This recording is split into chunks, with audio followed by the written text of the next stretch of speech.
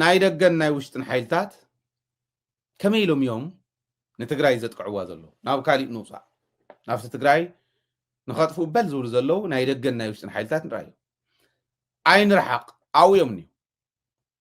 ባንዳታትን ኣብይ ኣሕመድን ማለትና እዩ ነዚኦም ዝልእኹ ኣለዉ ዶ ብደገ ኦፍኮርስ ኣለዉ እዮም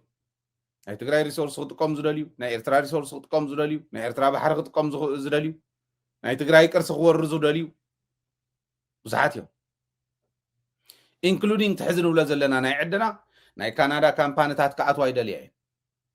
ኣነ ኣድቫይስ ዝገብሩ ኣነ ማለት ኮንሰልታንት ኮይነ ዝሰርሓሎም ካምፓኒ ኣለዉ ሪዮ ቲንቶ ዝበሃሉ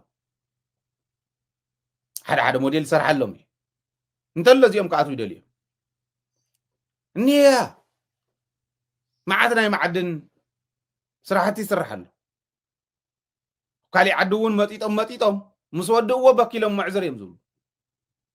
ከምኦም ዝበሉ ክኣትዉ ይደልዮም ኢኮኖሚ እንዲቱ ድራይቨሩ ስለዚ እዚኦም መሳርሒኦም ክልተ እዮም ነዞም ክልተ ኢና ንሕዝ ንሕና ንኣሜሪካ ከይትመፁና ካናዳ ከይትመፁና ሳውዝ ኣፍሪካ ከይትመፁና ኢልካ ኣይኮነን እንሕዞም ተሓደ ኣብይ ኣሕመድ እዩ ተኻሊእ ከዓ ባንዳታት እዮም ኣብይ ኣሕመድ ሓድነትና እንተጠንኪርና ቅልፅምና እንተጠንኪሩ ግልፅ ኢሉ እውን ኣይርኤና ይትረፍዶ ክመፀና ኣይርኤና ማለት ብዙሕ ክንዛረቦ ዘይንደልዩ ነገር ክህሉ ንኣብነት ናይ ሰራዊት ትግራይ ጥንካረ ወላታ ናይ ለምቅነ ንርአዮ ተናይ ስልጠናታት ጉዳይ እውን ንርአዮ ዋጉኡ እንተተዋሂብዎ ግልፅ ኢለ ይርኤና ዋጉኡ እንተተዋሂብዎ መሬትና እውን ኣይወረና ናቱ መድሓኒቱ ቀሊል ቶም ባንዳታት ናይ ርሑቕ ልኡኻት ቶም ባንዳታት ናይ ኣብይ ኣሕመድ ርሑቓት ግን ክንፈልጦም ይግባእ መን እዮም እዚኦም ኣነ ከባቢ 10 ናይ ባንዳ ግሩፕ እኒሄ ትግራይ ከጥቅዕ ትግራይ ከጥፍእ ተለዓለ ተሓደ ብውድብ ደረጃ ተወዲቦም ስምረት ኢሎም ገሊኦም ኣብ ውሽጢ ገሊኦም ኣብ ደገ ውሽጢ ዝብል ዘለኹ ትግራይ ማለት እዩ ገሊኦም ኣብ ትግራይ ገሊኦም ኣብ ኣዲስ ኣበባ ኮይኖም ስራሕ ተኸፋፊሎም ትግራይ ናይ ምፍራስ ጥራሕ ፈረሰት ናበለና ሰሓቐ ዝኸይድ ልክዕ ከም ዝሃበይ መሬት እንተትግልበጥ ዝበለቶ ትግራይስ ግልብጥ እንተትብል ቁልቁል ኣፋይሉ ዝሰርሕ ስምረት ዝበሃል ዕጡቕ ሓይሊ ዘለዎ ሓይልን እዩ እዚ ለምቅና ክገብሮ ዝቐነየ ሪኢኹም ኢኹም ዳቃላዕናዮ መፂና ኢና ብግልፂ እውን ናይ ስምረት ፕላን 1-2-3 ኢልና ርዲእና ጻድቃን እውን ዘለዎ ማለት ካልኣይ ናይ ጻድቃን ጉጅለ ኢልና ዓንወይን ንፍለዩ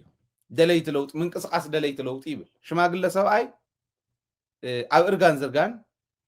ኣብ ጉድ ዝኣተወይ ግን ቀደሙ እውን ጻድቃን ስለ ዘይተነገረሉ እምበር ክንደይ ግብረአከ ነይሩ ትማሊ ሓደ ወዲ ደው ኢሉ ዝነገረኒ ክነግሮ ዝኾነ ተጋዳላይ ሻለቃ እዩ ናይ መጀመርያ ንሩዋንዳ ዓቃብ ሰላም ከይዶም ካብ ዝኾኑ በፂሖም ካብ ዝመለሱ ሓደ ሓውን ሻለቃ ኣለዎ ብዘመነ ሓየሎም እዩ እዚዩ ናይ ሩዋንዳ ፀገም ከጋጥም ከሎ ሓየሎም ብሂወት ነይሩ ስለዚ ኣብቲ እዋን ንሱ ሓዊ ይኸይድ እሞ እቲ ሓዊ ሞቶ ድሓር ትወዲ ናይ ሓው ተን ናይ ዓቃብ ሰላም ኣብ በፂሑ ምስ መፀ እቲ ሓው ሞይቱ ተን ናይ ዓቃብ ሰላም ገንዘብ ግን $9,000 እየን ነይረን ሽዑ $9,000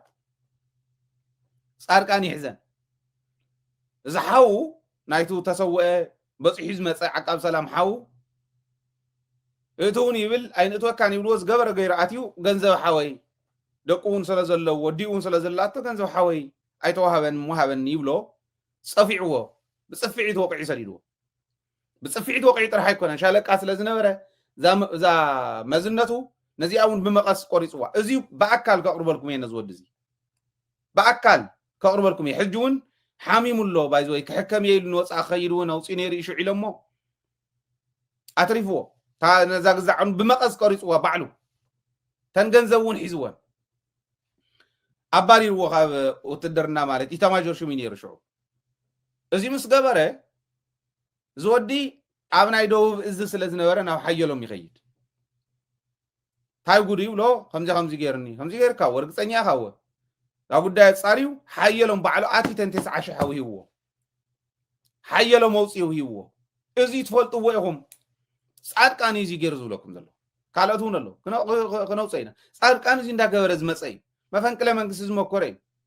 من الواشون أماوتانا يقله ولدنا أياتاتنا بزح زت تحت نجار كلين قدميت بزح مرة دعتاوني مسألنا سلزل كن رأينا زود زي عد غفرس كما يخد كم زلوا قدام عينك ركمي تناي سمرتون سلزقرونا يئز حلفكو ناي مقالة ناي ميديا كوميونيكيشن نيلهم تاي كم زولو تمليسكم channel نرايو ناي صادقان توم سلسته بودن سلسته بوجله حدا ناي بوليتيكا ودابتات زلو اسكع برت مغزاءن عمص ملعالن زغيد قال ايوز بال زمرحو تناي برخا ناي شفات ودن طرز مرحو ناو شدشته ግንባር ክንገብረኢና ዝብልዎ ከራዊት ከፍሪ ምልሻ ከታልል ብገንዘብ ዝብሎ ዘሎ ተኻሊ ዲዲአር ናበልካ ዲዲአር ንሓራ መሬት ዘለው ሸፋቱ ኢልካ ሰራዊት ንኽብተን ዝገብር ተስፋ ዓለም ሕደጎ ዝመርሖ መሪሑ እዚኦም ገይሩ ትግራይ ከፍርስ በል ይብለሉ ካብ ጻድቃን ንላዕሊ ትግራይ ከፍርስ ላሕ ዝብል ሰብ የለ ኣይኾነሉን ግን ኣይኾነን ምክንያቱ ብዕቱ ንቃለስ ዘለና ሞችና ይኮነን عدنا قن نحنا ندهلنا فصم يتنكأني لنا خمت برات العز قالس زلة تجارة لاي نحنا ون كنا العلز قبعنا العلنا إنا نقالس زلنا أي غروان توري لما يغروان زيت غلاي ثالثاي ناي سامورا كايداي بايزوي سب زي فلتقلو حماق سب انتهاليو ساموراي سامورا برخاب زنور لسراوي تግራይ أو زبعت زي فتش እንዳበለ ካብ محبار نلعلي حز قورة زلو قد يوزح يخفل سراوي تግራይ فرس يبل ههبل هاللايل ود سراوي تقن كي تقالس من اسيبل إرترا متافئتي إدليو كوينات اللو يمسي إرترا متافئتي إدلي لنا كوينات كم زلو نغيرنا كتفونا خم زدليون نغيرنا نايز قجلة حزن نايز أتكان ناي ساموران قجلة كلتي يوم كتعرق سلزة يخل كلتي يوم باسي يوم يوم زب أصم ما فنكلا من قصهم كركل أتكان شعو عنا سلزنا ورا سامورا ورا دي ملس سلزنا ورا يا بتاسلت عن مركب نملس ما فنكلا من قصهم جورا اللي هم كركل أتكان سامورا يفشلوه وبوز بحالو كوماندو بأير صعينو كم صخل صادقان أير من قدس ام نفسه ليلو سامورا يفشلو ويلو برجوا خمس نغرنا مالك يا باسوم يا زل عالمون باسي يمير معلك حدر كوني نورم حجو كتعرقوا بليو للو يوحنس قبر مسقال يوحنس منغاغن توسن سواتن كتعرقوا من خلتيهم بليو للو حدا وإنا نسرح حدا صلا لنا يو صلا يخم يطفى حماقات يومنا يو حق صلاة حزب تግራይ ሰሚዩ ክጠፉ ዘለዎም ውን ሰሚዩ ክጠፉ ዘለዎም ክብል ከለኹ አተሓሳስቦ ግለሰብ ነጥፍ ማለት ኣይኮነን ማንም ዓኳይ ከም ኩኩናይ ትስቱስ እናበለ ፍቲኣን ልዕሊ ቁመቱ ዝጉረን ንትግራይ ምንም ገብራ ይኽእል እዚኦም ኣሪጎም ሸምጊሎም እዮም ካብኦም ንላዕሊ ዝሓስብ ዳይናሚክ መንእሰይ ወለዶል ኣይፈልጥዎ ዶ ይርድእዎ ነፍቲ ናይ ቀደም ተሸኸለት ተሓሳስባ ስለ ዘለዎም እዮም ዕንደራ ኣብ ልዕሊ ህዝቢ ትግራይ ዝገብርዎ ዘሎ ኣይኾንን ከዓ ኣብ ቀረባ እዋን መሬትና ከም ንሕዝ ኣይጠራጠር ከመይ እንተገይርና ተዓንተ ወይ ዘቕረብክዎ እውን ህዝቢ እንተተረዲእዎ ህዝቢ ንቑሕ እንተኮይኑ ንቑሕ ማሕበረሰብ ክንፈጥር እንተኽኢልና ኣብተን ነልዕለን ጉዳያት ህዝቢ እንተነቂሑ ህዝቢ እንተተኸላኺልዎ ማንም ክገብሮ ይኽእል እዚኣቶም እውን ወንዘር ክብሎ ይኹን ባይዞይ ተዋሪዶም እዮም ካፍቶም ዝሓለፈ ዘቃልዓናዮ ንላዕሊ ክዋረደ ይኽእል ንጻድቃ ትግራይ ድላያት ኩን ኢሉ ولا فحبت تنتبل طرح سلطان نحاز يلو قال بقال تزارو زسمع اخومي عدمن ددبيت تግራይ بكلته تجمع يلو عبيك جمعهم زدلون تفلطوا يكون غليصنا لكم هنا بعل زغلص اي كبابياونت سبيخو كبابياونت قال بقال نتزارو سمعهم لازم خمس بلا سب نهزبي تግራይ شنيفو خيده يخلن تهزبي نقح سلا زغونه ኣብ ልዕሊ ንቕሓት እውን ንቕሓት ንውስኸሉ ስለ ዘለና ብመረዳእታ እዚ እዩ ናይ ሳሙራ እውን ብኸምኡ ሓዝዎ እቲ ካሊእ ጂኤስቲኤስ ዝበሃል ውዳበ እዩ ናይ ጂኤስቲኤስ ምልዓለይ እንተይተረፈ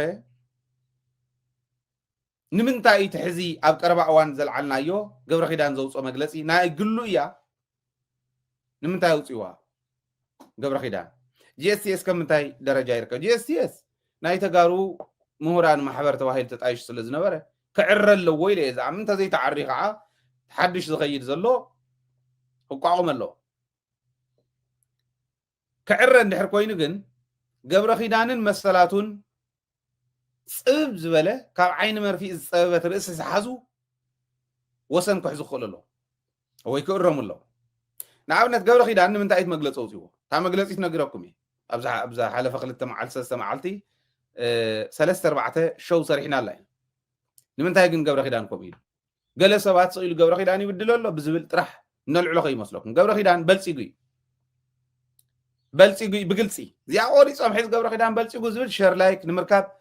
በልክብሉ እዮም ዝኾኑ ቆልዑ ተምክንያት ግን ክነግረኩም ንኣብነት ብርግፅ 3 ሰባት ገለ እዮም ተሪቡ ዓሩይ እየ ዝብል በዓል ለኣከ በዓል ዶክተር ማሩ انت تعري يحش عبيت سواتيكم شمكم تيتبالاشو عري وصو خبز عري واتا جي اس تي اس كتعري زلوا نتاكب نعريها قبل غيدان زبحال عرسو مرح زي يخل سب كومز غير خبلاشو عدي نحو حدا خؤتو عين فكد مغنيات اللي نغركم نلاكن دكتور مارون جن زوص سلا زلو اوريدي بقى نحنا ازي يملكتنا مغلص يزون عنا يملكتن زول سبات سلا زلو اي زوصم زلو نتم قالو زيوم جن إلهم ديولون سلا زي فل دكتور سلامون مزغبو قدفو بسرون زملكتونا يكونن I don't know ارغان زعبده كاب زعبد سبات حدا خون يመስلني ገብረ ኺዳን ግን ናብነት ንምንታይ ሆም ትውለተልኩም አባይ ግድብ ዝምረቀሉ ቅነ አዲስ አበባ ነይሩ ትግራይ ከደን አዲስ አበባ ግን ነይሩ አባይ ግድብ ዝምረቀሉ ቅነ አዲስ አበባ ነይሩ ሱዓል ጻድቃን ሱዓል ጌታቸው ሙስተም ናይ ብልጽግና ተራኺቡ ኮይኑ ሱዓል አብርሃም አበበይ ከም ተራኸበውን ክነግረኩም ይኽእል አይነበርኩን ይበል ንዓ ይሄው ደደቢት ንኹሉ ዝኾን ትረፍደና ዓኻን ትግራዋይ ንኻሊኡ እውን نموجتهم بري نعفن نعايل عدي ما يلو خزي عين وركون يبلن نا environment دو نا يجزع دو زبال conference of إثيوبيا نيرو أفتقنا نسو تساتيفي تعدي مو تساتيفي إثيوبيا وين عدي ممو أمر رقات باي قدب كنا عدي سبابا نيرو تناي كبابي حلواز زبال conference ون كم زولكم عب زمانه جيتاتشو نحنا نفلطن انا يفلطن انا ابال جي اس تي اس طرحت يكون كسمرر حوني نير ايفلطن نمنتاي قبر خيدان كيدو نمنتاي بعل دكتور سلمون مزغبو خيدوم اخي باغيرمي بايزو ويناتاتهم طفات طرح يكون انتلو ناي مرحينتنا كيدوم ن ጌታቸው ረዳ ዛሬው ማዩ ጂኤስቲኤስ ወኪሎ ምን ወኪልዎ ካው አሐሊፎም ንካቢኔ የግዚያው ምሕዳር አዛሪቦም من وكيلو سويلو دي ዝከብት ካቢኔ ከናዓሹ እንዳወልካ ከም ብዕራይ ዲኻ ትእኩ من ይኹም ዘይብሎ من ኮይኖም ካቢኔ ክእኩ ዝዩ ካቢኔስ ገብረ ኺዳን ከይዱ ሰለሞን መዝገቦ ከይዲ እኮ ወራዳታ ዓቅም ዘይብሎም ምዃኖም እዙ ኢኻ ትፈልጦ ሶም ጥራሕ አይኮን ጀነራላት እውን ኣኪቦም من ይኹም ዝብል ጀነራል የለን ፖለቲካሊ ዝወሰሉ እዮም ጀነራላት እንታይ ማዓቱ سطرح يكون واحد بيت صحفتون الزاريوم كم زولا غدا غدي هزو يفلطون زي كونفرنس خكايدو اب تግራይ كلتاشن 16 ማለት كونفرنس خكايدو مكيرو ገንዘብ ሃውናይ ንህብን ተዋኢሶም የምስተመኡ ዘለው ናይ ጂኤስኤስ አመራርሓ how to conference كنا بلينا account فقدوا ينفكدن يعني عمس كنا بقول قدفوا تأمت رينين تأمت بينا إذا محضرون يرشوا اسكع زغربا اسكع حزبون حزيهم تركيهم زلو سمون ابيهم كوصحون ريهم مين هنكتاتلو مين نايت امت ገንዘብ ወጽዩ ጌታቸውን በየነን በናይት እምት ገንዘብ ቀሊዶም በዓል ገብረ ኺዳን ወን ዝቁልዱሉ ግዜ በጽሑ ተገንዘብ ተማቂሎም አዋጽዮም ገንዘብ ተማቂሎም እዮም ድሕሪና ብዙም መጽዮም ብዙም ከምዚ ባንተ ገበርና ኮንፈረንስ ባንተ ገበርና ገለይሎም ሓሰውቲ احنا يفقدنان احنا يصدقنان بعلكم بيدوننكم حدا ግለሰብ ዘሽከርክራ ማህተም ሒዞ ብዚኣታቱ ሒዙ ዘውሪ ገብረ ኺዳን ገብረ ስላሴ እሸቱ ማለት ካብ ኩሉን ላዕሊ ግን አዲስ አበባ በጽሑ ማዓጻድቃን ጌታቸው አብርሃም ገለታት ረኺቡ ናይ ብልጽግና ሰባት ረኺቡ ክመላለስ ከሎ ሕሰብዎ አፍጥቅነ አባይ ግድብ ክምረቕ ከሎ አይነወርኩን ይበል ናይ ከባቢ ሓለዋ ዝበሃል ኮንፈረንስ አይተሳተፍኩን አይተዓደምኩን ይበል ተሽሎኽ ሊኻ ኸይድካ ካብ ደደቢት ከተምልጥ አይትኽእልን እዩ ትዘረባ አውቀኒ ሕሰብዎ ናይ በሐቂ ተቃላሳይ እንተኾይ ሃይለ እንተ ዝኸዲ እቱኑ ድሕዚ ይቱኑ ዶ ሃይለ መጸል ተዋሂሉስ ሒዞም ዝወዲ አሲሮም ኤርፖርት ቀውለል ከብልዎ ዝወዓሉ ሰሚዕኹም ኢኹም ሃይለ ተዋሂሉ ስሩነ ይመሳሰልን ፎቶ ክሰዱ ላይ ከሎስ ንዓይ እውን ዝመስል ኣይኮነን ግን ሃይለ እዩ ስለ ዝተባሃለ ሃይለ እውን ስለ ዝኾነ ሽሙ ሃይለ ራፋይነ መጽ ተዋሂሉ ተቀፍዲሉ ውዒሉ ተቃላሳይ እንተ ዝኸውን ጂኤስቲኤስ ዝበሃል ንትግራይ ዝቃለስ ይመርሕ እንተ ዝብል እንተ ዝበሃል ጂኤስቲኤስ አበልጽግና የና ጆኹም ተዘይብልዎም ነይሮም ጻድቃኒ ዝመርሕ ዘሎ ስየይ ዝመርሕ ዘሎ ጌታቸው እዩ ዝመርሖም ዘሎ ዜሜም ዝመርሕዎ በዓል ክንደያ ዓቕሚ ረኺቦም ዓቕሞም ስለንፈልጣ ዓቕሚ ረኺቦም እዚኦም እዮም ከም ዝገብሩ ዘለዉ እዚኦም ንሕና ኢና ንመርሖ ጂኤስቲኤስ በቃ ንጠቐመሉ ተዘይብልዎ ገብረ ኺዳን ኮንፈረንስ ተዓዲሙ እስካዕ ምስታፍ ኣይበፅሕን ኣብ ኢትዮጵያ ሃይለ ኮንፈረንስ ክሳተፍ ተዝብሎ ምእተው ንደልኩም ሕሰቡ ወይ ዝኾነ ፕሮፌሰር ናይ ትግራይ ደሓን ዝቃለስ ንህዝቡ ዝኾነ ዶክተር ናይ ትግራይ ደሓን ዝቃለስ ንህዝቡ ይእትውዎ ዶ ንምንታይ እውቆኒ ዝብል ምንታን ክትርድእዎ ኢለ ስለዚ ጂኤስቲኤስ እቲ ራብዓይ ሕማም ትግራይ ኮይኑ ሎ ክዕረ ግን ይኽእል ከመይ ጌርካ ዓርዩ በዓል ለኣከ በዓል ዶክተር ማሩ አንቱም ወፂኹም ኣይናህናን እዚዩ ኢልኩም ዘለኹም ትክክል ኣይኮነን ጂኤስቲኤስ ከም ዕላሙ ኣይኮነን ዝኸብ ዘሎ ናብ ዕላሙ ንእትዎ ኦር ኣዘርዋይስ ንቐይሮ ትብሉ ዘለኹም ደሓን ጽቡቕ ኣለኹም ኣነ እውን ንስየ ዝብል እምብለይ እንተኮይኑ ግን አንቱም እምብለይ ኢልኩም ምስ እዝኒኹም ትሕተቱ ጽባሕ ንጎ ተይተሓተትኩም ውፅእ ዝብል ዘለኹ ክዕረ ንግበሮ ወይ ይቀየር ህዝቢ ግን ጂኤስቲኤስ ማለት እዚዩ ምዃኑ ይፍለጥ ኣርባዕተ ደይልና ካብኡ ስሱዓት ሰብ ሃፍቲ እውን እዮም ስሱዓት ሰብ ሃፍቲ ካብቶም ሓደጋ ናይ ትግራይ ኣብይ ኣሕመድን ባንዳታትን እንዲናልና ባንዳታት እየ ዝብሎም ኣነ ስሱዓት ሰብ ሃፍቲ ገንዘብ ካብ ዘዋፁ 178 ሰብ ሃፍቲ ኣዋፂ ጻድቃን ሂቦሞ ዝኩሉ ሚድያ ንምውል ኣለና ሶሻል ሚድያ ዘለው ንምውል ኣለና ዝብሎ ዝነበረ ትግራይ ንምፍራስ ንዓብ ንምፍጣር ገንዘብ ዘዋፁ ገሊኦም ተገዲዶም እዮም ገሊኦም ግን ብድልየቶም እንዶም ኮሚቴ መሪሖም በዓል ክብሮም ታምሪን በዓል ረዘነ ኮሚቴ መሪሖም እዮም በዓል ሳሚ ኮንስትራክሽን ኮሚቴ መሪሖም እዮም 178 እዮም ሊስቶም ኣብ ኣርካይቭና ኣቕሚጥና ኣለና ኣይ ንሕናስ ተገዲድና ኢና ዝበሉ ግን ተገዲዶም እዮም ኢልና ሒዝና ኣለና ከክልተ ሚልዮን ይመውፅእ ንሱ ጥራሕ ይመስለኩም ሰብ ሃፍቲ ኮይኖም ወርቂ ትግራይ እንዳነገዱ ቆልዑ እንዳእተው ብቆልዑ ሽም ብኻሊእ ሽም እንዳእተው አዲስ አበባ ጽባሕ ዝመላለሱ ናብ ድህንነት ቢሮ ናብ ኢንተለጀንስ ቢሮ ዝኣቱ ኣነ ከለኮ ተወሰነ ገንዘብ ሂብና እኮ ነጥፋልካ ነርና ኢና እዚ እንደ በቃ ጎርልና ጥራሕ ዘ እንደልቆቁልና ዝብሉ ኣብ ኣርካይቭና ኒ ጽባሕ ንጎ ክንሽንክሮም ኢና ነዚ ከምሉ ጠይኹን عنود حماق سسع بعل هفتي مهيم انت خوينو مهيم ገንዘብ ክሕዝ ከሎ ገንዘብ ሰብ ዝፈጠረ እዩ ዝመስሉ ዓሻያ بعل هفتس ድኻ ዝፈጠረ ይመስሉ ይባሃል እዚኦም ውን ሕማምና ንሓዞም እዚኣቶም እንታይ ይገብሩ ማዓዝያታ ኩናት ትብል ዜናት መጸለይ እሞ عتر خبيرة نداد خبيرة شرجو شون ترجو خبيرة يلو كاب هزب نمحلا بعل هفت انت هون كاكون هزبه وبعل هفتي خاط كون زلك هزب غي يقول انسخاون كتنقد كجبر ندحر زي يخل كوينو زي تخمز ولا دنقرو ايو عد زتف سسع بعل هفت نولون زي شاد شاي ناي سلطان سسع زلوم ابنت كنغركم اكل يبلوكم حزب يرو يمرح زلو ولا خاب حوحات حلفتي كاب ناي حوحات اما اخلاي كوميتين ولم بزح قبلنا صراحه فصامت لنا يمكن اصوينا ግን ሓቂ ሓይሽ ካብ ስራሕ ፈፀምቲ እውን እንተይተረፈ እዩ ዝብለኹ ስኢልና ማእኸላይ ኮሚቴ እሞ ንበሎም ኣዲስ ኣበባ ከይዱስ እዚ ኩሉ ጉዳጉድ እናተባሃለ ነይሩ ኣዲስ ኣበባ ከይዱ ምስ መን ኣበይ ከባቢ ተራኺቡ ካብ ስራሕ ፈፀምቲ እዩ ዝብለኹ ምስ መን ኣበይ ተራኺቡ ኣነ ጥራሕና ወቦ እምበር ሕወሓትነት ኣምፅኑ ሕወሓት ስኢሉ ቀልዲ ዝመስሎ ሕወሓት ስለ ዝኾንና እኮ ይኮን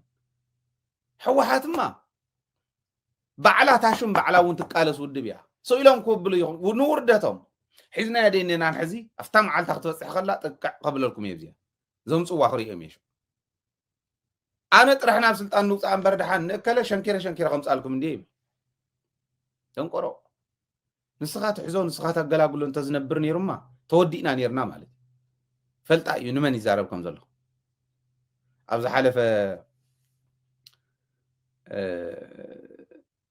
جنتيدو سلام يدو እንዳውሉ ከምዚ ዝገብሩ ስልጣን ከአቱ ከሎ ኣብ ስልጣን ክወጽእ ከሎስ ሰበይት ንምልውዋጥ ኣይኮነን ህዝብ ንምልውዋጥ እዩ ተሓላፍነት ዝወሃበኩም ሰበይት ንምድራብ እንተይኮነስ ምዕባለታት ንምድራብ እዩ ተሓላፍነት ዝወሃበኩም ገለ ኢለስ ነጊረኩም እዩ ዝሓለፈ ሓደ ማእኸላይ ኮሚቴኦም ክልቲኦም ከፊሎም ከምዚ ዝብሉ ኣለዉ ክነቃልዖም ኢና ገለ ኢለስ ኣታዞ ደኸዋርደና ይብል ተሓደ ይሰምዖ ዘሎ ተሰምዖ ዝነግረኒ ዘሎ ክንዶ ዝኣክል እዩ ግን ኣይትሕሰቡ እቲ ሓደ ክትፈልጥዎ ዘለኩም ስሱዕ በዓል ሃፍቲ ይኹን ናይ ስልጣን ስስዕ ዘለዎ እቶም ካልኦት ዓንቲ ወይ ዝገለፅናዮም ባንዳታት እውን ንትግራይ ከፍርስዋ ዝኽእሉ እንተዝኾኑ ቅድሚ ሕዚ መፍረስዋ ነይሩ ሙኮራታት ተመኪሩ ኮይ ሕዚ ዘይንገልፆ ሙኮራ ተገይሩ ኮይ ወላታ ኮይናት እውን በታደ ደቢት ትሕልፋ ልክዕ እያ ዘላፍታ መሬት መኪሮም እዩ እንታይ ኮይኖም ዳኣ ገዲፎም መፅኦም ነይሮም እዮም ዕለት 24 ይክጅመር ተባሂሉ ነይሩ ሕዚ እየ ዝብለኩም ዘሎ እንታይ ኮይኖም ዳኣ ገዲፎም ብቡሬ ከይዶም ተሳኢሎም ገለታት ተመሊሶም በዓል ጌታቸው ከምቱ እናተሳእሉ ይምለሱ ዝበሎም ደብረፅዮን ተሳኢሎም ተመሊሶም እንታይ ኮይኖም ዳኣ ገዲፎም ታጸፍዒት ጽብቕት እያ ነይራ ከመይ ዝበለት ግን ዳሕራ ኢና ነግራ እምበር ሕዚ ኣይኮነት መፅኦም እንታይ ኮይኖም ተመሊሶም እየ ዝብል ዘሎ ንውርደት እንተዘይኮይኑ ሰለስተ ነገር ከረጋግፀልኩም ኣነ ኣይጠራጠርን ኣብ ቀረባ እዋን መሬትና ከም እንምልስ ኣብ ሓፂር እዋን ሃገርና ከም እንምስርት ኣብ ኢትዮጵያ ትነብር ትግራይ የለን ኣይኾንን ሕልናኹም ፈትሽዎ رأي ونايت ማሕበረሰብና ድሌት ትክክል እዩ አዲስ አበባ ንዕቢ ስለ ዝነበርና ካልኦት ከተማታት ኢትዮጵያ ንዕቢ ስለ ዝነበርና ዝዓበያ ዝመስሎ ናው ዝኸይድ ኣሎ እቲ ማሕበረሰብ መንእሰይና ኣብ ዓዱ ሰሪሑ ዝነብረሉ መስርሕ እንተተፈጢርሉ ኣይስደድን ሳይንሳዊ ብዝኾነ መንገዲ ሃፍትና ንጥቀመሉ መስርሕ እንተተፈጢሩ ኣይስደድን ኣይንፈርስ ሃገርና ክንምስርት ኢና መሬትና ክነውሕስ ኢና ብጣዕሚ ጥዑይ ዝኾነ ዓቕምን ቅንዕናን ዝሚዛኑ መርሓ ክነጥሪ ኢና ኣብ ቀረባ እዩ ዘሎ ሕዚ ኣይኮነን ኣብ ቀረባ እዋን ክነጥሪ ኢና ፀላእ ከዓ ንትግራይ ከፍርሳ ንሕወሓት ከፍርሳ ንትግራይ ከፍርስ ኣይኽእልን እንተዝኽእሉ ነይሮም ንፅድቂ ኢሎም ኣይኮነን ገዲፎምልና ኣይኽእሉን ስለ ዝኾኑ እዩ ስለዚ እንቱም ሕዚ ዝገልፀኩም ዘለኹ ተመለሱ ናብ ልቦኹም ሽዱሽተ ገሊፀ ኣለኹ ሸውዓይ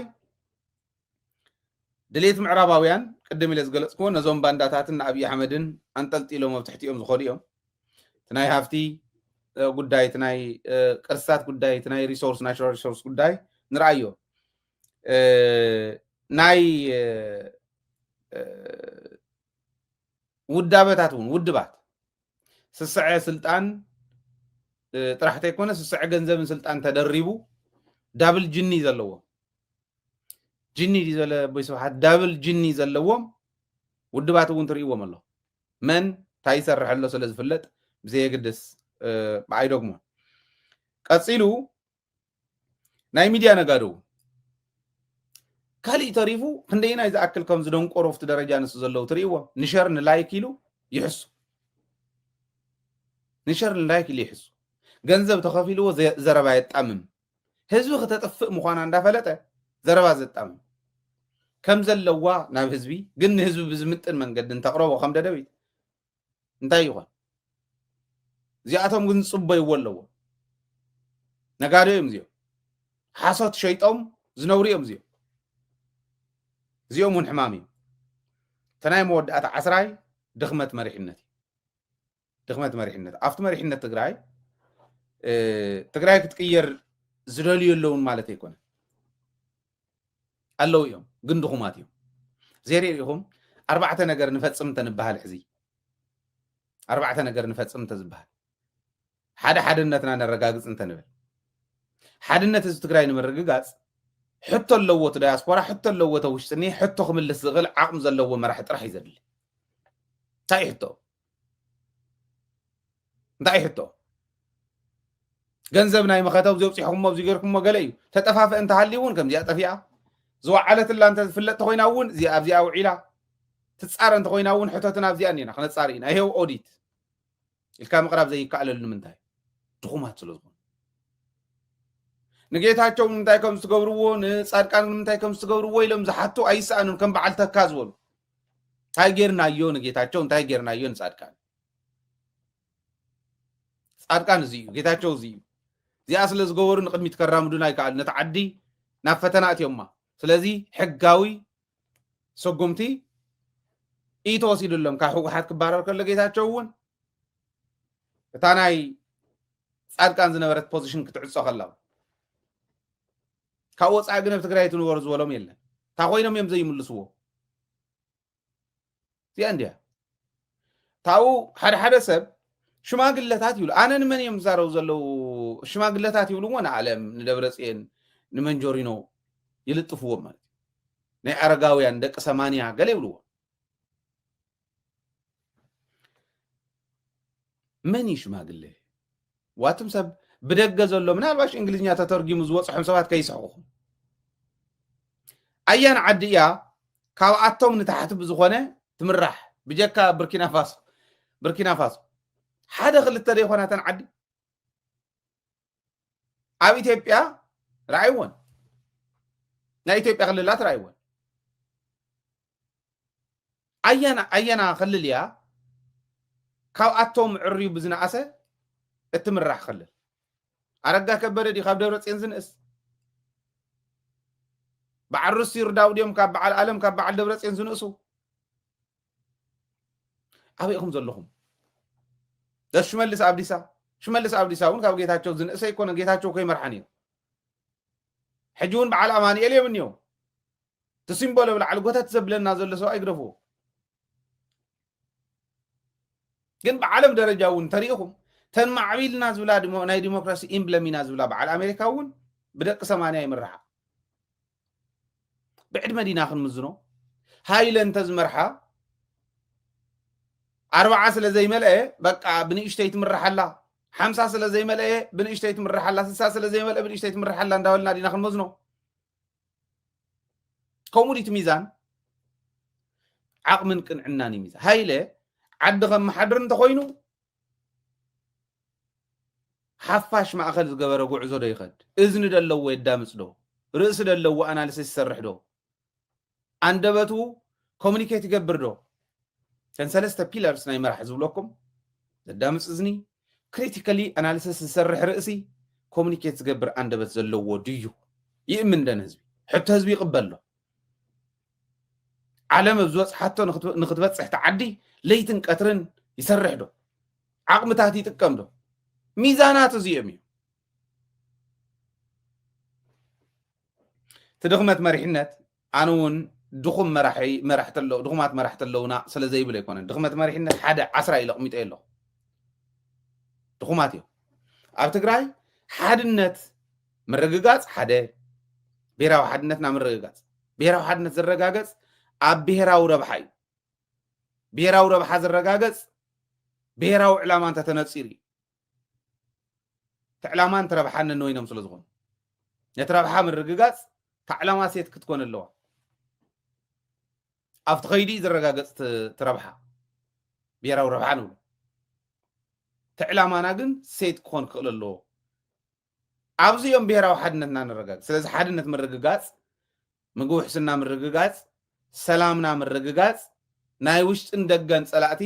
ክመልስ ዝኽእል መስርሕ ምርግጋጽ እዚኦም እዮም እዚኦም ነረጋግጽ እንተንብልስ ዜርየሪኢኹም እዚኣ ተኣብር እሞ ህዝቢ ትግራይ ሒዝካ ኣቦ ነደን ዋርድያ ኾንኩም ውላዳትኩም ኣብ ገዛ ደቂሶም ይሕደሩ እንተልካዮም እኮ ናይ ዋርድያ ክዳን ተኸዲኑ ክሕሉ ዝሓድር ሰብ እኮ እዩ ትግራዋይ ረንዱ ውፅ እንተልካዮስ ረንዱ ወፂ ዝሓድር ኣደ እውን እዚ ሒዝካ ደ ይሕመቕ ስለዚ መሪሕነት ትሕመቕ እዚ ጸላእትና ንመክቶም እንተንብል ኣነ ጀምር እንተትብሉኒ ኣብ ውሽጢ እየ ክጅምር ነይረ ኣብ ውሽጢ ሕጊ የውፅእ ንሃይለ እውን ንገብረ ማርያም እውን ነብርህት እውን ወለተ ማርያም እውን ሓደ ማዕረ ዝምዝን ሕጊ ማዕረ ዝምዝን ሕጊ ጸሊመ ይብል ቀይሕ ይብል ጻዕዳ ይብል ኮብዚ የንብረና ኣሎ ሕጊ ናይ ኣውስትራልያ ሕጊ ናይ ኣሜሪካ ካብ ኢትዮጵያ ካብ ትግራይ ካብ ኤርትራ ካብ ካልእ ተሰደደ ማዕረ ይነብረሉ ኣውስትራልያ ኮይነ የሰርሕ ዘሎ ትካል ከቋቁም ይኽእል እዩ ዝኾይነ ይኸው እንድግዛዕ ዝኾን ትካል እንድግዛዕ ዝኾን ቴሌቪዥን ጣብያ ቋቁምና ኒና ማዕረ ጸሊም ስለ ዝኾንካ ጽናሕ ንስኻ ኣይበሃልን ስለዚ ማዕረ ዝኾነት መስርሕ ምዝርጋሕ ካፍታ ተን ብሔራዊ ረብሓ እንተተነፂረን ነተን ብሔራዊ ረብሓ ሓደጋ ዝኾነ ንታሪኽና ንጅግንነትና ንሃፍትና ንሪሶርስና ንድሕንነትና ንመሰል ዓርሰ ውሳነና ሓደጋ ዝኾነ ኣብ ትግራይ ኮይኑ ክሰርሕ ይኽእል ወፃእ እንተኮይኑ እውን ትርክብ ጌርካ ምስ ወፃእ ሃገር ርክብ ጌርካ ትኾምኡ ዝበለ ፀረ ህዝብካ ዝኾነ ትእትዎ ትሕዞ ብሕጊ ሕጊ ምኽባር ናይ መጀመርያ ኣብ ዳስ እውን ደቂሱ ይሕደር ኣብ ደገ ናይ ደገ ጸላእቲ ከየጥቅዕዎ ሰራዊት ኣለና ሰራዊትና ነጠናኽር ናይ ውሽጢ ጸላእቲ ከየጥቅዕዎ ሕጊ ተኽብር ንሕና እኮ ተዓዲ እኮ ሞት ፍርዲ ትቕበል ዓዲ እኮ እያ ሞት ፍርዲ ትቕበል ኢትዮጵያ ትቕበል ትግራይ እውን ትቕበል ማለት ናይ ሞት ፍርዲ ትቕበል ዓዲ ኣይ ሕጊ ዘይሓተቶ ይብለካ ሕጊ ዘይሓዞ ዘይተፈለጠ መርትዖ ዘይተረኸቦ ደቂ ኣንስትዮ ዝደፍር እንድሕር ኮይኑ መራእያ ትገብሮ እንታይ ክፍረዶ ሕጊ ኢኻ ሴት ትገብሮ ዋላ ሞት ፍርዲ ይኹን ዘይንጥልጠለ ኣደባባይ መራእያ ዘይኮን ክልተ ሰለስተ መራእያ እንተኮይኑ ቻይና እንታ ኮይኑ ሙስና ዝሓዝ ተሓተ ሙስና ዘለዋ ቻይና እያ ንምንታይ ቻይና ብዙሕ እንዲ ዘለዋ 1.something ቢልዮን ህዝቢ ዘለዋ ዓዲ ሙስና ዘይብላ ዝኾነትሉ ምክንያት እንታይ ሙስና ዝሰርሐ ኣብ ኣደባባይ ብቅድሚ ህዝቢ ይንጥልጠል ተሓኒቑ ይቕተል ኢድ ይቁረፅ ተፈርዲ ንሱ እያ ክንጥልጠል ዝደሊ የለ ተናእሰ ትሞት ስሞት ታውርደት እውን ዝደልያ የለ ዋሕድ ሓደ ግዜ ከምዚ የድሊ ኣብ ትግራይ ከዓ ከምኣ ተደሊ ኣፍ ዘውፀ ኩሉ ዝልፍልፎ ዘሎ ዓዕ ዝብል ዘሎ ብዛዕባ ትግራይ ብሔራዊ ረብሓና ናብ ሓደጋ ዝእቱ ቀፍዲድካ ትእትዎ እስር ቤት ዲኻ ክትመልኣ ገለ ከምዚ ኢለ ሓደ ግዜ እስር ቤት ዲኻ ክትመልኣ ገለ ኢሉ እንታይ ኢለ ዝመልኦ ኣነ ውፅአ ኣሲርካ እውን እማ ኣብ ልምዓት እውን ኮዩ ዝልማዕ ብርኪና ፋሶ እሱራት ሓደ መዓልቲ መሬት እንዳኮስኮሰ እንተውዒሉ ገባር ንሓገዘ እንተውዒሉ ሓደ መዓልቲ ካፍታ ዝተፈረደትሉ ፍርዲ ተቕነሰሉ ከምኡ ገይሮም የልምዑ ኣለዉ ነቶም ስድራ ስዋኣት እሱራት ገፊትካ ወሲድካ ዝኮስኮስ እንተኮይኑ እንዳኮስኮሰ ዝዕፀድ እንተኮይኑ እንዳዓፀደ ተውዕሎ ሓጋይ እንተኮይኑ እምባታት ትግራይ ትግድቦ ማይ ዝህሉ በብኸባቢኡ ንሱ እዩ ብዙሕ መስርሒ ዘሎ ኤኒዌይ ተዛሪብካ ዝውዳእ ኣይኮነን ግን ድኹማት እዮም እዚኦም እንታይ እዮም ዝርኢ ይመስለኩም ቆልዓናትካ ኢልካ ዝኾነ ቃሓ እንተሂብካዮ ሳባ ክዕልገካ ገለ እንተኢልካዮ كم زي أيلو ري كم زبل تاونبر وجلهم ومبر نمحات صباحا جو بومبر حوحات نمخان بريزيدنت ناي تግራይ نمخان نيغويا ጉዳ ጉዲ ግን ደደቢት አለ አንታ ቶርማስ ኣብዚ ኣደ ከምዚ ኣይገበርካን አንታ ምትሩስ ከምዚ ደይ ገበርካ እንዳበልና ክንነግሮም ኢና ጽባሕ ንጎ ትምጻእታ ውድድር ስኢልና ንሕዞ ከይመስለኩም ኣብዚ ኣኽሊ ፀቂዮም ኩሎም መምስ ቁስሎም ቀልድ የለን ደደቢት ህዝብን ማእኸል ዝገበረ ካይዳ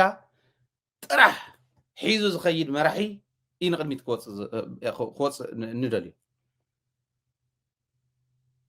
ንስልጣን ዝጎይ ግን ስልጣንማ ባዕላ ደልያ ትርከብካ ህዝቢ እከለ ይምርሓና ይብል ከለን ተመሪሕና ኢና ንልወጥ ይብል ከምኡ ገይሩ እዩ ዝመርፅ ምክሪ ቤት ምክሪ ኣባላት ቤት ምክሪ ክትመርፁ ከለኹም ንሱ ይኹን ባዕሉ እዩ በቃ እቲ ማሕበረሰብና እውን ፀገምኒ እትመርፆ ሰብስ ዓዲ ሕማ ብዙሓት ስለ ዘለውዎ ዓሌቶም ብዙሕ ስለ ዝኾኑ ብዓሌት ንእከለ ንምረፆ ንምንታይ ሽኮር እንተመፃ ወይ ኣበል እንተሃለዋ ኣኼባ እንተኾነ ንዓይ ክሰደኒ ከምኡ ኢልካ ይትመረፅ ደቅኻ ይኸጥፋልካ ከም ዝበለ ዕኑድ ሕማቕ ጓሳ ብሕሳር ስለ ዝረኸብካዮ ጓስ የለ ይትብሉ ንፉዕ ብክባር እዩ ዝሓይሽ ስለዚ ኣስተውዒልና ንኽኢድ እዚ እቲ ሕማምና እዩ እቲ ናይ መኸተ ከይዲ መንፈስ መኸተና ከጥፍኡ ዝኸዱ ዘለው ሞራል ህዝቢ ክሰብሩ ነንባዕሉ እቲ ህዝቢ ከባልዕዎ ዝኸዱ ዘለው ጥንቃቐ ድሊ ምስ ኣራዊት ዝኸይድ እንድሕር ኮይኑ ኣራዊት እንዲ ኩሉ ግዜ ማለት ንምንታይ ብልፅግና ከምዚ ዝበደለና ይንበል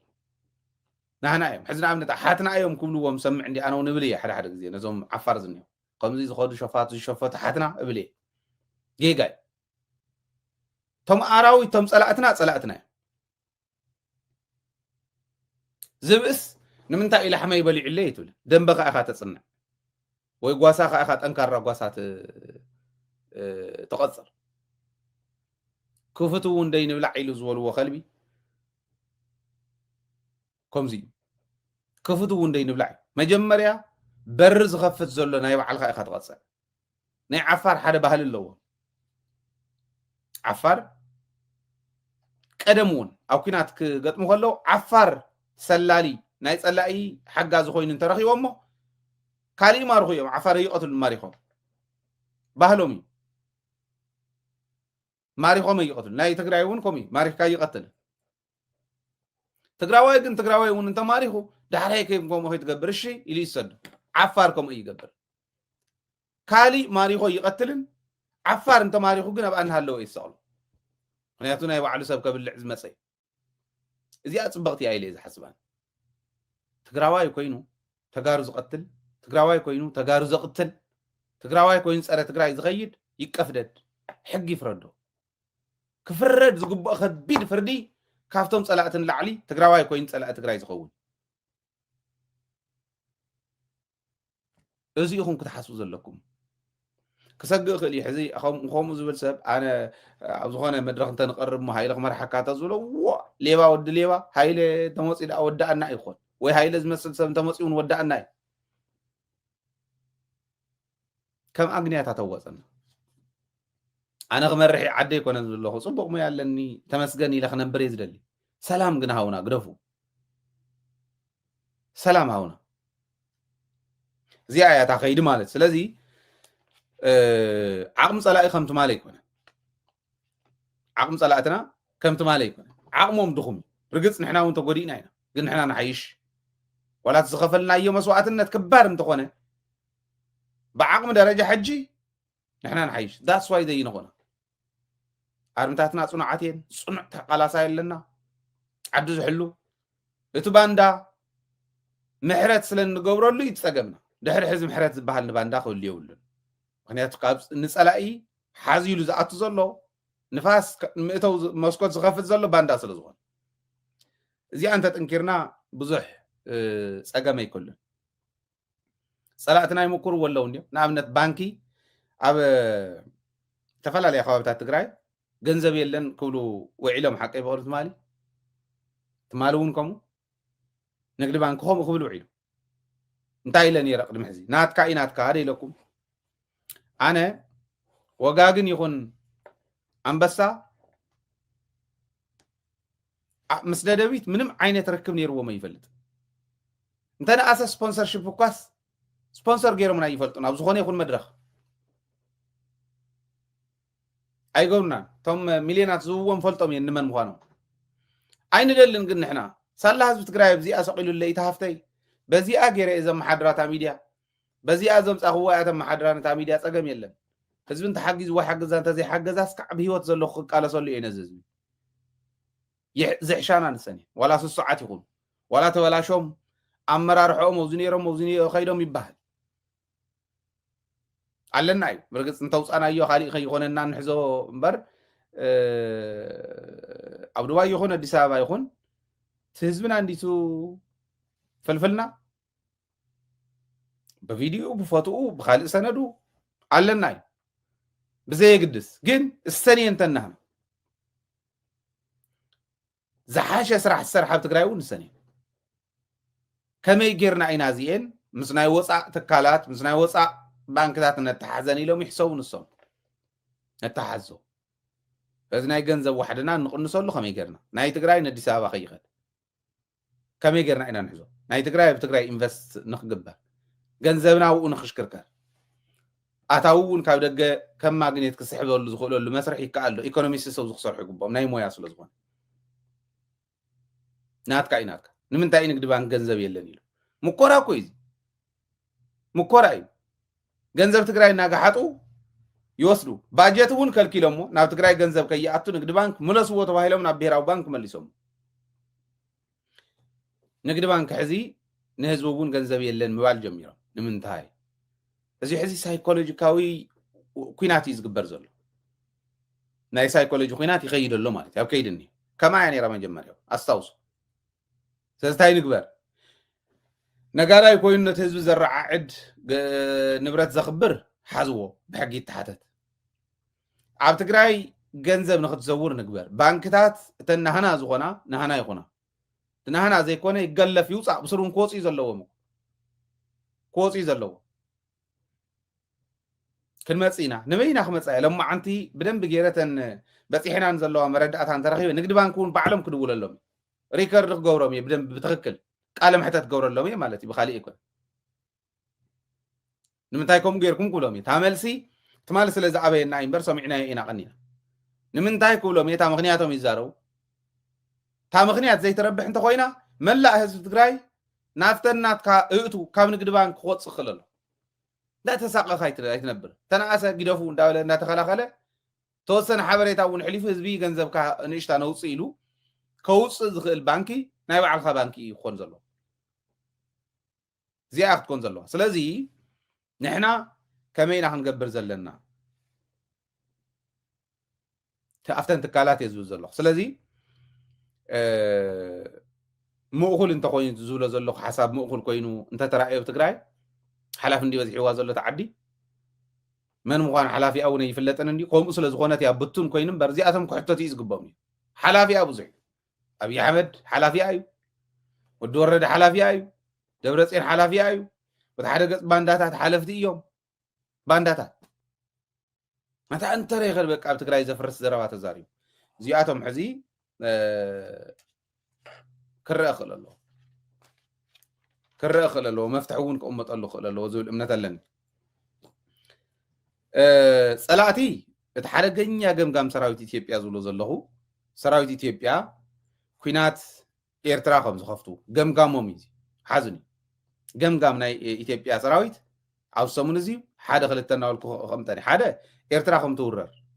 ኤርትራ ንምውራር ፍርቂ ትግራይ ሒዝና ክንከድ ንኽእል ኢና እዮም ዝብሉ ሃህበል ሃላይ ኣነ ብሎ ነይረ ንኤርትራውያን እውን መኺረ እዮም ትግራይ ትከፋፈለሉ መደረ ትግራይ ትከፋፈለሉ ስጋኣታት ክኾኑ ዝኽእሉ ካብ መሬት ዘይምውፃእ ንብሎ ዝነበርና ሕዚ እኳ እናተረዳድኣና እውን ምዝራብ ስለ ዝጀመርና ፀገም የለን ትግራይ ዝኸፋፍል ነገር እንተገይርኩም ኮንፊደንስ እናፈጠርኩም ኢኹም ትኾኑ ፀላኢ ፀላኢ እናገለፍና ክነውፅእ እንተኮይኑ ኤርትራ ምስ ትግራይ ዘለዋ ረኽቢ እናጠበቐ ክኸድ ክኽእል ኣሎ ከመይ ጌርካ ብመስርሕ በብግዚኡ እስራት ብምፍታሕ ሕዚ ሪፖርት ይበፅሓና ኣሎ ዝርዝር ይመፀና ኣሎ እከለ ሓወይታ ኣሲሩ ወይ መፀን أوزي تأثير زلة وهيلون فلتو على يوم رجعني أيه بدوكمنت تسريدنا لهم فتحوا وميم زول من تلني سلام أوز وخونا رغبنا كم زي أيه كتكسر كتقول الله تقرأي كفافيلنا مسانا زلوا سراويت كومتو جنرال تفرع مع موزولو حدا أزي تمبل عسر تخلت أزي نا إثيوبيا سمرت بحال ودب زمرحو ناي تقرأي شفاتو تقرأي كريعم زموص يميلو زي استقام زلت تخكلي بتخكل جنز قمقمو كوينات إرترا أو كروا خفتي عاب تقرأي كعين حلفن تايلهم كوينات كخفتي قلنا نوع لهم إنا خنقورنا بتقرأي نأتون نحنا يمدو فتوا يمتا بترويانا ግን ተጋሩ ንተጋሩ ከጋጩ ይደልዩ ቃል በቃል የዛረብ ዘለኹ ታ ሪፖርት ናባና ስለዝመጻት ስለዚ ኩናት ኤርትራ ክንጅምሮ ኢና ንኤርትራ ባላንስ ብናይ ምዕራብ ትግራይን ብቡሬን ክነጻውታ ኢና እዩ ምዕራብ ትግራይን ብቡሬን ክነጻውታ ኢና ማእከል ትግራይ ነንዋዕሎም ትግራይ ዝጨፋጨፉ ላያ ተጋሩ ዝጨፋጨፉ ላያ ከምቲ ዋዕሎም ዝብሉ ንኤርትራ ግን ብቡሬን ብምዕራብ ትግራይን ብኦም ሓጀር ከባቢ ኢና ክነጻውቶም እዩ ስለዚ ማን ዌቭ እዩ نقولتي زخون بقولتي زمت ويف كلا خلي يخل ده يخلون كن ريا منا تبعلم زول ويز زارب زلوا أزيولو شو عن ريو صباح نريا كن شو عتز إجرخن عينتي شو عن ريو إرتراويان ون فلتوا ويمزي تجارن إرتراويانن مأسار جميرة ملو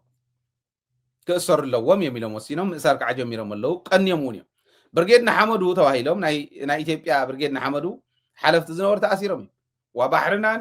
لا لونتنا نحلفنا ينهمن سلزوا تجارون مسار جميرة ملو تلو بانداتات مسار جميرة ملو زترترون بانداتات يسروا ملو تجراي prosperity force plus ENDF Ethiopian National Defense Force ناي تجراي prosperity force زولو ودنطرو زمرحو صادقان بالعل زئززو ودنطرو بعد زول جلز بحالو بيحق ود بيحق زمرحو እዚ ትግራይ ፕሮስፐሪቲ ፎርስ ይዝባል ቲፒኤፍ ይብሉ ወንድም ትግራይ ፒስ ፎርስ ኢሎም ዝዕሽውኹም ከመይ ይኮነ ትግራይ ፕሮስፐሪቲ ፎርስ ናይ ትግራይ ብልጽግና ሓይሊ ማለት እዚ ማለት እዚ ብደንብ ህዝቢ ይፍለጦ ስለዚ እዚኦም ክልቲኦም እየምቶም ኩናት ዝኸፍቱ እዚ ከምኡ ዝብልዎ ዘሎ ኣዲስ ኣበባ ዘሎ ጀነራላት ዝመርሕዎ ነንባዕሉ ህዝቢ ዘጨፋጨፍ እዩ ባዕል ጻድቃን ዘውፅዎ ፕላን እዩ ሳላ ደደቢት ህዝቢ ፈሊጥዎ ኣሎ ናይ ዚኣቶም ሓደ ሰብውን ኣትዩ ክሕምስ ክምኩር ከሎ እንታይ ከም ትገብርዎ ባዕልኩም ትፈልጡ ናይ ጂኦሎኬሽን ዝበሃል ቴክኖሎጂ ዘለዎን ድሮናት እውን ከም ዘምፁ ታርጌት ዝገብርዎ ናይ ኤርትራ ቦታታት ከም ዝፈለዩ ካብኡ ናይ ብጣዕሚ ማሲቭ ዝኾነ ደብዳብ ኣብ ሓፂር እዋን እንዳተመላለሳ ዝገብራ ኣጥፊአን ዝጠፍኣ ገለመለ ዝበሃላ እዚአን ማሲቭ ዝኾነ ጨፍጫፍ ከም ዝካየድ እዮም ባዕሎም ዝገልፁ ኣብ ትግራይ እውን ኣብ ኤርትራ እውን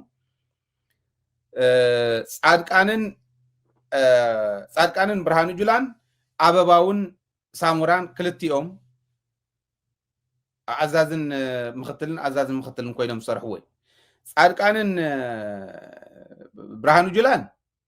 ኣብ ትግራይ ዘሎ ኣብ ኣምሓራ ዘሎ ኣብ ኦሮሚያ ዘሎ ዝመርሑ እዮም ብርሃኑ መንዩ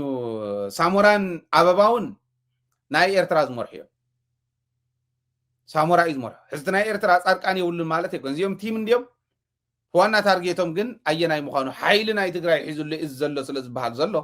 መበል 12 እዚ ጻድቃን ኣብ ትግራይ ኣብ ኣምሓራን ኣብ ኦሮሚያን ታርጌት ገብር እዩ ምስ ብርሃኑ ኮይኑ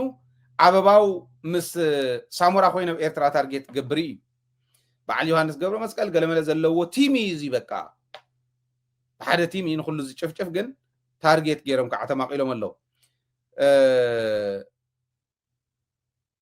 ህዝቢ ምልዓል ዝገብሩ ከዓ እቶም ናይ ፖለቲካ ዝበሃሉ ኣብ መንጎ ጌታቸውን ኣብርሃምን ምስሓብ ነይሩ ኣነ ዕሪ ባንዳ ማለት እዩ ኣብ ስታይሲ ናይ ጤል ተባዕታይ ጤል ወጠጦ ዲበላ ሙኩት ዝበሃሉ ኣሎ ወጠጦ ዲበላ ሙኩት ሕዚ ተወጠጦ ንእሽተ እዩ ትሙኩትን ትዲበላን ይስዕርዎ እዮም ትዲበላ ንምኩት እውን ክስዕር ክእል ግን ትሙኩት እዩ መብዛሕትኡ ዝስዕሮ ግን ትሙኩት ተቐጥቀጠ ስለ ዝኾነ ኣይሰርሕን ኣይሰርሕን ማለት ኣየፍርን ሕዚ ቶም ዲበላ ግን ሸተት እዮም ጨነውት እዮም ልክዕ ከምኣ ወጣጡ ኣለዉ ኣብ ታሕቲ ዲበላታት እኒው ኣብ ማእኸል ካብኡ ብላዕሊ ከዓ ምኩታት እኒው እቲ ምኩት ግን ይስዕሮም እዩ ይእዝዞም እዩ ባዕሉ ግን ይሰርሕ ሕዚ በዓል ሳሞራ በዓል ጻድቃን ምኩታት እዮም እዚኦም ምኩት ባንዳ እዮም በዓሉ በዓል አብርሃም በላይቶም ጨነውቲ ዲበላ ትብሎም እዮም በዓል ጌታቸው ዲበላ እዮም ፖለቲካሊ ዝእዘዙ ብካሊእ እውን ዝእዘዙ እዮም ንኣብነት ጻድቃን ይብሎ ከም ዝነበረ ትእዛዙ ሓደ ክነግረኩም ገንዘብ ይተኣከብ ክበሃል ከሎ አብርሃም ካብ ሰዋሃፍቲ ትግራይ ክእክብ 178 ሰብ ዘዋፆ ጻድቃን ንኣብይ ኣሕመድ ክረክብ ፕሮፖዛል ከቅርብ እዚ ተዘራሪቦም እቲ ገንዘብ ተኣኪቡ ናብቲ ምኩት ከይዱ እቲ ምኩት ከዓ ንሚድያታት ይምውል ነይሩ ትርእይዎ ማለት እዞም ዲበላታት ኣብ ማእኸል ዝኔው እዮም በዓል ወደን ጥሩ ጨናው እዩ ማለት እዩ በዓል ወደን ጥሩ በዓል አብርሃም እዮም በዓል ጌታቸው እዮም ቶም ዲበላታት ጌታቸው ተደልዮም ንምዕራብ ትግራይ ይልእኽዎ ንአብርሃም ተደልዮም ናብ ዝኾነ ከባቢ ይልእኽዎ ይለፋልፍዎም ሃተውተው የብልዎ ከም ተወደን ጥሩ ሃተውተው ዝብሉ ዘሎ ንሱ እኳ ንእሽቲ ለና ይሕልናውን ሽግር ኣለዎ ኢሎም እዮም ኦቲዝም ነገር ነይርዎ ኢሎሞ እዚ ገሮም ይብሉ ወጣጡ ከዓ እኒኦ ታሕቲ ወጣጡ ከም በዓል ጣዕመ ዝበሉ ማለት እዮም ወጣጡ እዮም እዚኦም ተዛረብዎም ዘይፈልጥ እዮም ወጣጡ ርብሽ ዝሓድረካ ናበለ ማለት ናይ እንዳጤ እዚኦም ቶም ወጣጡ እዮም በዓል ሽሻይ ማረ በዓል ጣዕመ በዓል ገለመለ ትብልዎም በዓል ክብረን በርሀ ወጣጡ በልዎ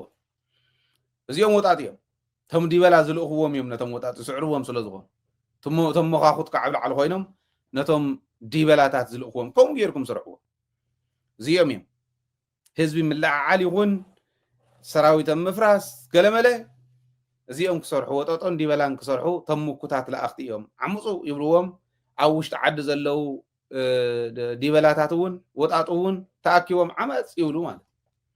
ኣብኡ ኢኻኒኻ ኣብኡ እኒ ሕዚ እንተመፅኡ እንተተላዒሉ